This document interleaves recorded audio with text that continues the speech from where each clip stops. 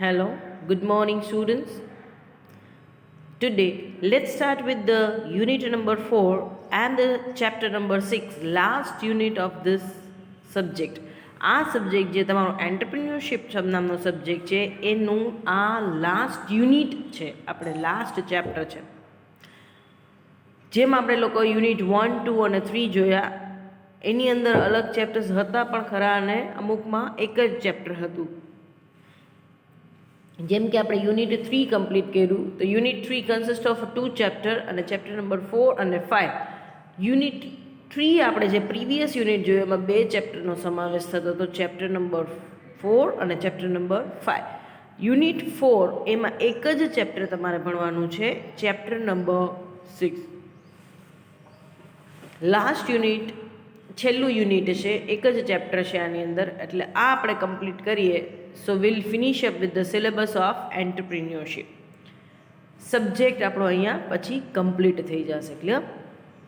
હવે તમને આમાંથી ઇમ્પોર્ટન્ટ ક્વેશ્ચન્સ કયા છે, તમને કેવી રીતના પેપર લખવાનું રહેશે, કેવા કેવા ક્વેશ્ચન્સ પૂછાઈ શકે છે, બધી જ વસ્તુઓ હું તમને આ ચેપ્ટર પતી જાય પછીના જેટલા પણ આપણા લેક્ચર્સ હશે એમાં આપણે અલગ અલગ વસ્તુઓ ડિસ્કસ કરશું. ક્લિયર?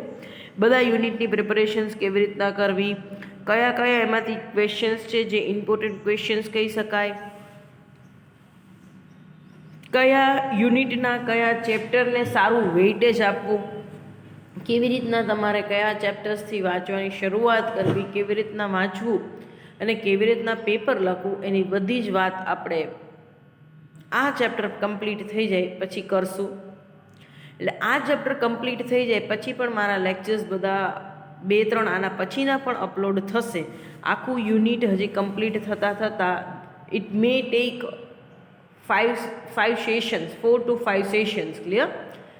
એટલે આજે હું તમને આ આખા ચેપ્ટરનો ઓવરવ્યૂ આપીશ કે આખા ચેપ્ટરની અંદર તમારે શું ભણવાનું છે, કયા કયા કન્સેપ્ટ ભણવાના રહેશે, એની આપણે ખાલી આજે ચર્ચા કરશું અને ઇન્ટ્રોડક્ટરી પાર્ટ કરશું. આવતીકાલથી આ ચેપ્ટર આપણે ફૂલ ફ્લેજમાં સ્ટાર્ટ કરશું તો it may need a 4 to 5 sessions. 4-5 lectures જોશે આ ચેપ્ટર કમ્પ્લીટ કરવા માટે. ક્લિયર? એટલે એ જે 4-5 લેક્ચર્સમાં આ ચેપ્ટર કમ્પ્લીટ થઈ જાય પછીના લેક્ચર્સની અંદર હું તમને કહીશ કે કેવી રીતના તમારે વાંચવાનું કરવાનું રહેશે, ઇમ્પોર્ટન્ટ ક્વેશ્ચન્સ તમારે એનો પણ વિડીયો બનાવીને મૂકીશ હું. ઇમ્પોર્ટન્ટ ક્વેશ્ચન્સનો છેલ્લો વિડીયો મારો એ હશે કે કયા કયા ઇમ્પોર્ટન્ટ ક્વેશ્ચન્સ છે અને એમાં આન્સર્સમાં કેવી રીતના તમારે લખવાનું, કઈ કઈ વસ્તુઓ આવશે એની વાત આપણે કરશું. ક્લિયર? એ વિડીયો જ્યારે હું તમને અપલોડ કરીશ ત્યારે હું તમને કહી જ દઈશ એની સાથે સાથે વિડીયોના સ્ટાર્ટિંગમાં જ કે તમે તમારી બુક સાથે લઈને બેસજો. As this is the first semester for you people, it is quite new. આ પહેલું સેમિસ્ટર છે, આખી મેથડ અલગ છે, સબ્જેક્ટ અલગ છે, એટલા માટે હું તમને કહીશ ખાલી ક્વેશ્ચન્સ નહીં આપી દઉં પણ તમને કહીશ કે તમે બુક ઓપન કરો, આ બુકમાં આ જગ્યાએ આ વસ્તુ આવેલી છે એ ટીક માર્ક કરો. ક્લિયર? એ બધી જ વસ્તુઓ આપણે કરશું. As this is the first semester for you, એટલે કોઈ ડરવાની વાત નથી, કોઈ ચિંતાની વાત નથી. આપણે લોકો ધીમે ધીમે પ્રોસીડ કરશું. ચલો, let's continue with the unit number 4, chapter number 6. અત્યારે આપણે યુનિટ નંબર 4માં chapter 6 social responsibility of entrepreneur જોયો છે. સોશિયલ એટલે સામાજિક, રિસ્પોન્સિબિલિટીનો મતલબ છે જવાબદારી, એન્ટરપ્રેન્યોર તો તમને ખબર છે ધંધાર્થી. અહીંયા આનું ગુજરાતી થશે ધંધાર્થીની સમાજ પ્રત્યેની જવાબદારી. The title it self suggest કે here a businessman required to perform a certain obligations toward the society.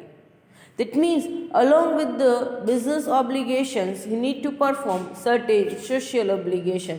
ધંધાર્થીએ અહીંયા ધંધો તો કરવાનો જ છે,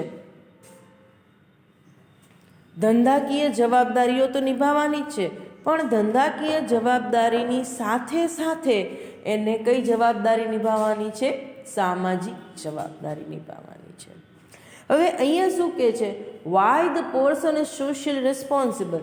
અને એ પહેલેથી હતો, જ્યારથી ધંધાનું ઇમર્જન્સ એટલે કે ઉદ્ભવ થયો છે ત્યારથી આ વસ્તુ ચાલી આવે છે? No, this concept is quite new. Modern age જે આવ્યું, મોડર્ન એરા, ત્યારથી આ કન્સેપ્ટની શરૂઆત થઈ છે. Because slowly and gradually the person, or that means the entrepreneur, has realized that he is operating his business in a society and he is earning from the society, so he required to give a something revert back to the society.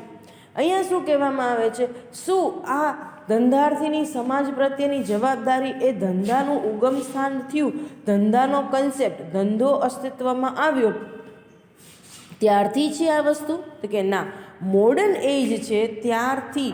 Modern એજની અંદર એટલે કે જે new concept બધા emerge થયા હતા, બિઝનેસની new system ઇમર્જન્સ આવી ત્યારથી અસ્તિત્વમાં આવી, ત્યારથી આ એક કન્સેપ્ટ અસ્તિત્વમાં આવ્યો છે, social responsibility, corporate social responsibility. It means કે ધંધાર્થીની સમાજ પ્રત્યેની જવાબદારી. Slowly and gradually as the time passes, entrepreneur has realized the society contribute most in their progress. જેમ જેમ સમય જતો ગયો એવી રીતના ધંધાર્થીઓને એ વસ્તુ રિયલાઇઝ થતી ગઈ, સમજાતું ગયું કે સોસાયટી વગર તો આપણો ધંધો શક્ય નથી. સોસાયટીનો બહુ મોટો ફાળો છે, સોસાયટી એના માટે એક દેવાદાર છે, સોસાયટીનો બહુ મોટો ફાળો છે એને એક ધંધાર્થી તરીકેની સક્સેસ દેવડાવવામાં, એને આગળ વધારવામાં. ક્લિયર? સો સોસાયટીનો સપોર્ટ ન હોત, a person can not be a successful entrepreneur. તો એ સક્સેસફુલી પોતાનો ધંધો, સફળતાથી પોતાનો ધંધો ચલાવી શકત નહીં જો સમાજનો સાથ સહકાર ન હોય તો. સો મોડર્ન એજ ટાઈમની અંદર આ મોડર્ન એજ ટાઈમ આવ્યો, એની અંદર they have realise the importance of society, importance of different group which are existing in the society. એટલે કે સમાજના અલગ અલગ જૂથ છે જે આની અંદર ફાળો આપે છે, સમાજના અલગ અલગ જૂથ છે જેનો મહત્ત્વનો ફાળો છે ધંધાર્થીને સફળ ધંધાર્થી બનાવવામાં. એટલે એ જે વસ્તુ છે એમાં એ વસ્તુ છે એ દેટ દે હેવ રિયલાઇઝડ, એ ધંધાર્થીને સમજાણો કે સમાજ ન હોય તો એ શક્ય થત નહીં. તો અહીંયા શું કહે છે? સોશિયલ રિસ્પોન્સિબિલિટીની અંદર શું થીમ છે, મોરલ શું કહે છે? તે કહે કે ભાઈ આ વસ્તુ શું કહે છે કે ભાઈ હવેના ધંધાર્થીઓને ખબર પડી ગઈ છે કે they are operating there business in the society. ધંધો એ લોકો કોની ક્યાં કરે છે? સમાજમાં રહીને ધંધો કરે છે, સમાજથી દૂર અલગ થઈને ધંધો કરતા નથી. They are taking the business from the society. સમાજ પાસેથી લોકો ધંધો કરે છે. જો સમાજના લોકો એમની વસ્તુ ન વાપરતા હોત તો, સમાજ એને સપોર્ટ ન કરતો હોત તો એ શક્ય નથી કે એ ધંધો કરી શકે. સો સમાજમાં રહીને ધંધો કરે છે, સમાજના લોકો પાસેથી એ ધંધો મેળવે છે. તો અહીંયા શું કહેવામાં આવે છે? Now it's a responsibility of the entrepreneur to pass on the profit to the society. એટલે કે અહીંયા હવે એ લોકો શું કહે છે કે જેમની પાસેથી આપણને ધંધો મળે છે, જેમના થકી આપણે પ્રોફિટ કમાય છે, એમને આપણે પ્રોફિટનો એક ભાગ શેર કરવો એ આપણી જવાબદારી છે. આ વસ્તુને ધ્યાનમાં રાખી અને આ કન્સેપ્ટનું ડેવલપમેન્ટ થયું છે કે they are social responsible toward the various group of the society. સમાજની અંદર અલગ અલગ જૂથ છે, એ તમામ જૂથ પ્રત્યે અમુક અમુક જવાબદારીઓ નિભાવવાની રહેશે ધંધાર્થીએ. ક્લિયર? સો આની અંદર શું કહેવામાં આવે છે કે ભાઈ it is a moral responsibility, it is not compulsory to perform a social responsibility, is not compulsory task. સમાજ પ્રત્યે જવાબદારી નિભાવી એ કાંઈ કમ્પલસરી નથી. કાયદાએ કીધું નથી કે જો તમે ધંધો કરો છો તો તમારે સમાજ પ્રત્યે આટલું જવાબદાર રહેવાનું રહેશે, આટલો પ્રોફિટ તમારે સમાજને શેર કરવાનો રહેશે. કન્ટ્રીબ્યુટ કરવાનો રહેશે એવું કીધેલું નથી સમાજમાં, એટલે કાયદાએ નથી કીધેલું. So but it is the moral responsibility. આ એક મોરલ રિસ્પોન્સિબિલિટી છે, clear, of every wise person that he should become the helpful to those social bodies or the institute who have contributed in the growth and thus become the free from debt. સામાજિક જવાબદારી ધંધાર્થી નિભાવે છે તો એ દેવામાંથી મુક્ત થાય છે, સમાજના દેવામાંથી, એ ઋણમાંથી મુક્ત થાય છે. ફ્રી ફ્રોમ ડેટ એટલે કે દેવું, સમાજનું જે દેવું છે એનું ઋણ છે એનામાંથી ફ્રી થાય છે. બિકોઝ અહીંયા શું કહેવામાં આવે છે કે તમે સમાજને એક પણ રૂપિયો આપતા નથી અને ફક્ત એની પાસે કમાઓ છો, એ ચાલશે ને, એ વ્યાજબી છે. At the cost of the society you can not earn the profit. સમાજના નુકસાને, સમાજના ભોગે તમે ધંધો કરી શકશો જો તમે સમાજને નકારશો. If you will not contribute, if you will not work for the society, society will not support you. They have realized these things. હવેના જમાનામાં ધંધાર્થીઓને સમજાઈ ગયું છે ખાલી નફા પાછળ દોડી નહીં શકાય. જો સમાજ પ્રત્યે આપણે કોઈ જવાબદારી નહીં નિભાવીએ, સમાજ પ્રત્યે જવાબદાર નહીં રહે, સમાજનું ધ્યાન નહીં રાખી, સમાજના ભોગે નફો કમાશું તો લાંબો સમય આપણે સમાજની અંદર ટકી શકશું નહીં. સક્સેસ મળશે નહીં, ધંધાની અંદર સફળતા મળશે નહીં. સફળતા ત્યારે જ મળશે કે જ્યારે તમે સમાજને પણ ફાળો આપો છો, સમાજનું કલ્યાણ કરવાનું કામ કરો છો.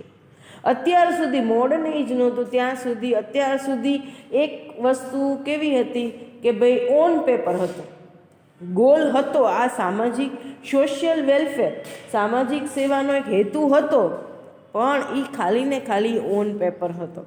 અત્યાર સુધી આપણે એવું ભણ્યા કે business always have a two objective. Primary objective is to earn the profit and the secondary objective is to promote a social welfare. અત્યાર સુધી આપણે બધી બુકમાં એવું જ ભણ્યા છીએ કે બે મહત્ત્વના હેતુઓ ધંધાર્થીના હોય છે. પહેલો હેતુ છે એ શું હેતુ છે તે કે ભાઈ પહેલો હેતુ છે એ નફો કમાવાનો અને પ્રાથમિક હેતુ, અને સેકન્ડરી ગૌણ હેતુ છે એ શું છે, સમાજનું કલ્યાણ કરવું, સમાજ સેવા કરવું, એ વસ્તુ છે. પણ અત્યાર સુધી વસ્તુઓ ઓન પેપર ખાલી ચાલતી હતી, પણ એ વસ્તુ અમલમાં ઇમ્પ્લિમેન્ટ થતી નહોતી. પણ એ વસ્તુ હવે એકચ્યુઅલમાં ઇમ્પ્લિમેન્ટ થવા માંડી છે. તો અહીંયા ટુ મેઇન આસ્પેક્ટ કહેવામાં આવે છે એન્ટરપ્રિન્યોર્સના. અહીંયા બે વસ્તુનું એનાલિસિસ કરવામાં આવ્યું છે કે entrepreneur is a creditor of the society and the same way entrepreneur is a debtor of the society. આ વસ્તુ આપણે આવતીકાલે તો ડિટેલમાં જોશું કે સોસાયટી એ ઘણું એન્ટરપ્રિન્યોરને આપ્યું છે અને એન્ટરપ્રિન્યોરે પણ સોસાયટીને ઘણું આપ્યું છે. It is a two way process.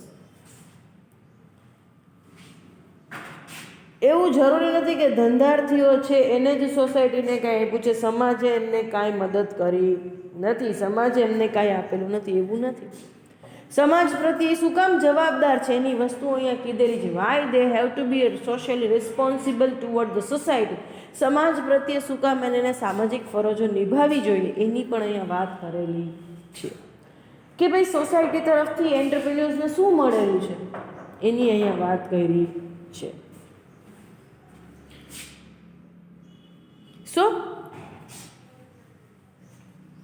અહીંયા તમારે આ કન્સેપ્ટની અંદર ડિટેલમાં ભણવાનું છે. How the entrepreneurs R responsible toward the consumer, toward the investors, toward the government, toward the employees. આ બધા અલગ અલગ સ્ટેક હોલ્ડર્સ, આને શેર હોલ્ડર્સ નહીં પણ સ્ટેક હોલ્ડર્સ કહેવામાં આવે. Suppliers, consumer, investor, government bodies, employees, share holders, આ બધા છે એ લોકોને શું કહેવામાં આવે છે, અલગ અલગ સ્ટેક હોલ્ડર્સ કહેવામાં આવે છે. So here a persons or an entrepreneur required to perform a social responsibility toward the various stake holders. અલગ અલગ સ્ટેક હોલ્ડર્સ છે એ લોકો પ્રત્યેની એની સામાજિક જવાબદારી અહીંયા નિભાવવાની વાત થાય છે. આ વસ્તુ તમે ક્યાંક 11-12માં ભણી જ ગયા છો. 11-12માં તમે આ વસ્તુ ભણી ગયા છો, ધંધાર્થીની સામાજિક જવાબદારી અને ધંધાર્થીની સમાજ પ્રત્યેની જવાબદારી, ધંધાર્થીની ગ્રાહકો પ્રત્યેની જવાબદારી, ગવર્મેન્ટ સરકાર પ્રત્યેની જવાબદારી, રોકાણકારો તરફની જવાબદારી, ટુવર્ડ એટલે તરફ, રોકાણકારો તરફની જવાબદારી, સપ્લાયરો તરફની જવાબદારી, આ બધું તમે ભણી જ ગયા છો ક્યાંક 11 અને 12માં. So this concept is not at all new for you. આ ચેપ્ટરની અંદર આ કન્સેપ્ટ તમારા માટે બિલકુલ નવીન નથી. પણ હા, કદાચ એવું બને કે બહુ ડિટેલથી તમે આ વસ્તુ કદાચ ન ભણ્યા હોય. ક્લિયર? તો આપણે લોકો આવતીકાલના સેશનથી આ વસ્તુને ડિટેલથી જોશું.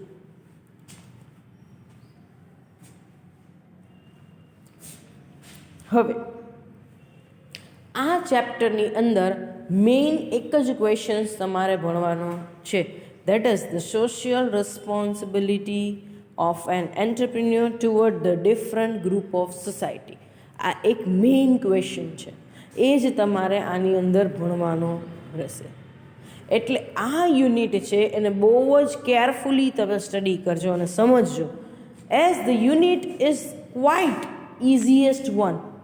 યુનિટ ખૂબ જ ઇઝી છે અને એ પાછું જોવાની ખૂબી એ છે કે આમાંથી એક જ ક્વેશ્ચન વાંચવાનો છે મેઇનલી, અને એ જ તમને પૂછાવાનો છે. એટલે આ યુનિટના માર્ક્સ તો તમારા કન્ફર્મ જ છે કે એક જ ચેપ્ટર છે, એમાંથી એક જ ક્વેશ્ચન છે અને એ જ ક્વેશ્ચન્સ તમારે વાંચવાનો છે અને એક્ઝામમાં લખવાનો છે. તમને ખબર હશે કે આ કોરોના ટાઈમની અંદર અત્યારે જેટલી પણ એક્ઝામ્સ ચાલી રહી છે, અત્યારે સેમ 5ની એક્ઝામ્સ કમ્પ્લીટ થઈ ગઈ છે, બીજા બધા બીકોમની હવે ચાલુ થશે, પણ બીબીએ બીએ એવા બધા કોર્सेसની એક્ઝામ્સ પતવા ચાલુ છે, અત્યારે હવે પતશે. અત્યારે જનરલ ઓપ્શનની સિસ્ટમ ચાલી રહી છે. એ જનરલ ઓપ્શનની સિસ્ટમની અંદર તમારે 4 યુનિટ છે એટલે 8 ક્વેશ્ચન હોય. યુનિટ 1ના ઓરમાં યુનિટ 1, 2ના ઓરમાં 2ના ક્વેશ્ચન્સ હોય, 3ના ઓરમાં 3 હોય. યુનિટ 1ના એક ક્વેશ્ચનના ઓરમાં બીજો ક્વેશ્ચન્સ હોય. યુનિટ 2ના એક ક્વેશ્ચનના ઓરમાં પાછા સેમ યુનિટમાંથી જ હોય. એવી રીતના યુનિટ 4ના 2 ક્વેશ્ચન્સ પૂછાશે તમને. યુનિટ 4માંથી એક ક્વેશ્ચન એના ઓરનો જ બીજો ક્વેશ્ચન. એટલે તમને ઇઝી શું પડશે કે આ યુનિટ તમે કરી લીધું છે, ઇટ મીન્સ આમાંથી તમને ભલે 2 કટકામાં ક્વેશ્ચન્સ પૂછે, એક જ ક્વેશ્ચન્સ કરવાનો છે પણ બહુ જ લેન્ધી મોટો ક્વેશ્ચન છે. એટલે યુઝ્યુઅલી લોકો શું કરશે, એને એક ક્વેશ્ચનને 2 પાર્ટમાં ડિવાઈડ કરી દેશે અને 2 હાફ માર્ક્સના પૂછશે. લખવાનું તો આ જ યુનિટ રહેશે. એટલે બેટર કે તમે આખું પાકું કરી લ્યો. ઇટ મીન્સ કે તમને આમાંથી 2 ક્વેશ્ચન્સ આવડી જશે. તમારે શું હશે, જનરલ ઓપ્શન્સમાં 8 ક્વેશ્ચન્સમાંથી કોઈ પણ 4 ક્વેશ્ચન્સ લખવાના હશે. તો 2 ક્વેશ્ચન્સ તો તમારા એવા જ હશે કે જે તમને ચેપ્ટર નંબર 4થી આવડતા જ હશે. ડન? આ યુનિટ નંબર 4થી તમને એ ક્વેશ્ચન્સ 2 આવડતા જ હશે, એટલે 2 તમે લખી નાખ્યા. બીજા 2 હું તમને કહીશ કે એ આગળના યુનિટ આવા જ ઇમ્પોર્ટન્ટ યુનિટ છે કે જેમાં તમે એ કરીને જાઓ એટલે તમને બીજા ક્વેશ્ચન્સ તરત આવડી જાય. અને બધા ચેપ્ટર્સ બધા યુનિટ તમે જોયા, 1, 2, 3 અને 4th જોવા જઈ રહ્યા છે. એમાં સૌથી ઇઝીએસ્ટ યુનિટ હોય ને તો યુનિટ નંબર 4. આ યુનિટ સૌથી ઇઝી યુનિટ છે. As the concept is not all together new for you. આ કન્સેપ્ટ તમારા માટે બિલકુલ નવો નથી. આ કન્સેપ્ટ તમે ઓલરેડી તમારા 11-12માં ભણી જ ગયા છો અને એનું એક્સટેન્શન અને રિપીટેશન અહીંયા છે. ક્લિયર? એ જ વસ્તુને અહીંયા ઘણા અંશે એક્સટેન્ડ કરી છે અને એને રિપીટ કરી છે. સો આ યુનિટ બહુ કેરફુલી તમે લોકો સમજજો અને ભણજો. એટલે આજે મેં તમને આખો ઓવરવ્યૂ આ યુનિટનો આપી દીધો છે કે યુનિટમાં એક જ ચેપ્ટર છે, ચેપ્ટર નંબર 6 સોશિયલ રિસ્પોન્સિબિલિટી, અને એની અંદર આમ જોવા જાઓ તો 2 ભાગમાં ક્વેશ્ચન ડિવાઈડ થશે, નહીતર પછી એક આખો ક્વેશ્ચન થઈ જશે. પણ એટલીસ્ટ તમે આ યુનિટ થોરલી કરી લેશો એટલે તમે 2 ક્વેશ્ચન્સ તો લખી જ શકશો છેલ્લે, બાકી એક ક્વેશ્ચન્સ તો પૂરેપૂરો બહુ સરસ રીતે તમે લખી શકશો. બીજા 3 ક્વેશ્ચન્સ માટે તમારે પ્રિપરેશન્સ કરવાની રહેશે. એટલે તમારે જનરલ ઓપ્શન્સનું પેપર હોય કે જનરલ ઓપ્શનનું પેપર ન હોય, આ યુનિટ તમારે કમ્પલસરીમાં હશે. આનો ક્વેશ્ચન્સનો આન્સર તમારે લખવાનો જ રહેશે. બરાબર.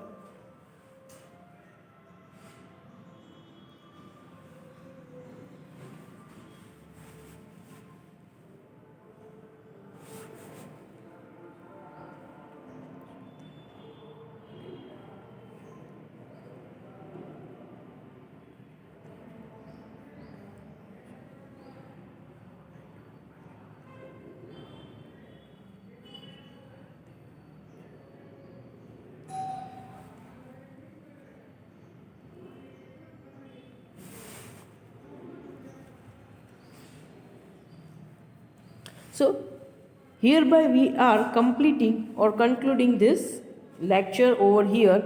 આવતીકાલથી તમને યુનિટ નંબર 4 ચેપ્ટર નંબર 6ના મીનિંગથી આપણે સ્ટાર્ટ કરશું, સોશિયલ રિસ્પોન્સિબિલિટીના મીનિંગથી. Thank you so much.